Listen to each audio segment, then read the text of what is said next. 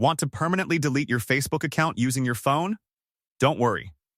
In today's video, I'll guide you how to delete your Facebook account. So, let's get started. First, open the Facebook app on your phone and make sure you're logged into your account. Next, tap the menu icon in the top left corner of the screen. Now, tap the Settings and Privacy. Next, tap on Settings.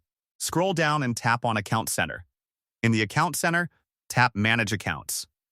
Next, tap on Manage in front of Facebook. Now, select Deactivation or Deletion. Choose the Facebook account you want to delete if you have more than one account. Then, select Delete Account and tap Continue.